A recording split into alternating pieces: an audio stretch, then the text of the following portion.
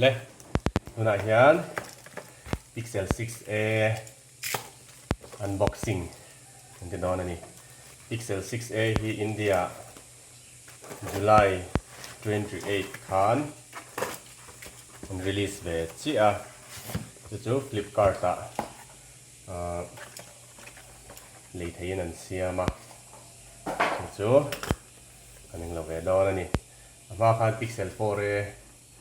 นี่ฮีอันบ็อกซิ่งกับเราติดต่อจู่2023คานาเนียจู่อัน Pixel 5a Indian release แล้วว่า Pixel 6a ฮีอัน release เวลเจ้าตานี่จุดตาปออารมณ์ฮีดวงฮีเราไม่เราzuya Indian release อ่ะเฮียนบอยทางครบไหมพอนี่เสียของเรา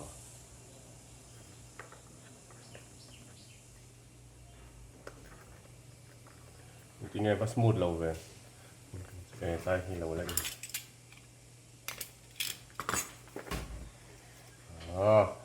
ไอ้ Pixel 6a อันนี้นะลองนี้จอกอันนี้ charcoal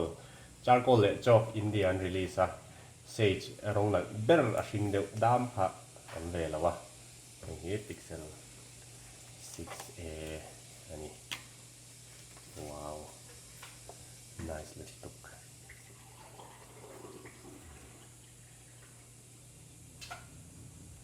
อันนี้ Type C เนี่ย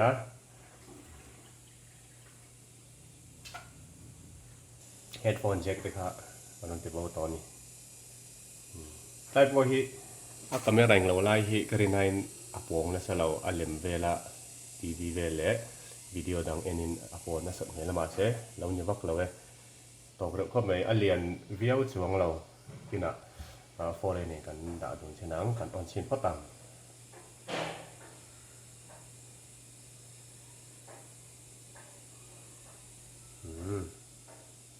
อันนี้ออนเซ่ช่วงGoogle Pixel 6a Google Tensor Tensor chip ข้างนี้แต่เฮียนี่ซิมเทรย์คนนั้นเนี่ย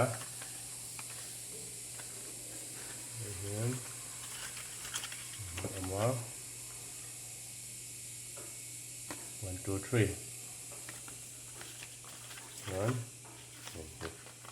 อันนี้ก็เอามาเลยจวน charger adapter on ชมต่อแล้ว USB cable Type C ชมมาจนนี้ USB to Type C converter adapter ชมมา charging ค่ะนี่ต่อแล้วลุยมันง่ายดอนนี่ตัวไอโฟนเขาที่อัพบอยเขาก็ไม่ charger ป้าไงชมดูต่อแล้วจูอันนี้เงินหนักก็ต้องWelcome to your Pixel มอdisplay ปะโดนเข้าไป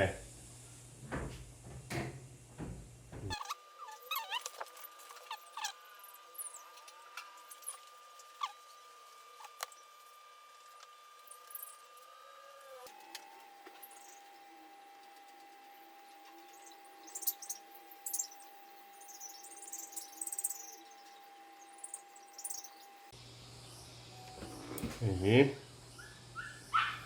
Pixel 6a เจ้าเราเนี่ยตานี่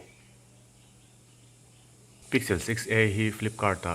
Axis Bank Card มั้ง ATM มังอิน instant 4,000 rupees discount เข้ามาจุมีอย่างชวนให้กับ sister in law Zara Axis Bank ATM มินมันตีระแจ้งสั่งลี discount เด่นก็เลยไทยป่าตานี่เราปุยครบไหมที่ข้าน unboxing จูกันจะว่าให้ Pixel 6a จูนี่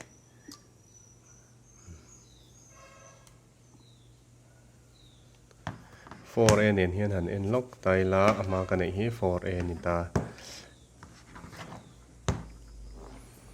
ใส่สายเฮียนเล่มิน 6a ฮีเลียนเช็ดตะมอมันดัดถวัดชินปนกันมองเห็นเล่มินเลียนอาสานซองปะจวนอาซีร์กวลปะฮี 4a ฮีกวลนะซาบีกะ 6a จู รองกวลวักตลอดส่วน4A ฮัน headphone jack คาร์ลอมา earphone jack 3.5 ค่ะ 6A ส่วนนี้ตลอดนี่ Type C มา wireless ข้างง่ายต่อโดนไว้ลากครบไหมส่วน fingerprint ที่ 4A คันนัวเฮียนมาให้ sensitive ครบไหมเดียข่อยเล็กเฮียนี่เดียข่อยเล็กเฮียนมันงาไลน์อันล็อกมาแล้วนี่มอเอ็นเราติคันก็เต็บเล็กคันนี้เราอันล็อกต่อ 6A แบบทุ่งจูสกรีนอันนี้ต่อเดียเต็บเล็กคันนี้ไอ้เรานี่อันล็อกต่อเราเตี้ยมาเมเดียวง่ายมอต่อไลท์เต็กเขากันดูเราหน้าเนี่ยส่วนเตรอนทาร์เวทุ่งจูkamera kha chu thusan ni se anunga hetia double tap kha double tap kha nin omzia nei thei ni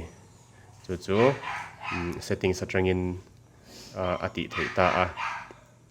ata kan quick tap an tia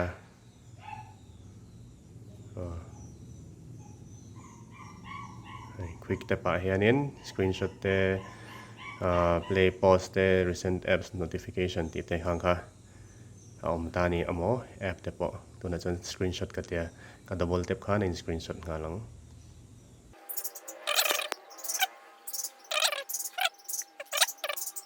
double tap kha in screenshot ta ni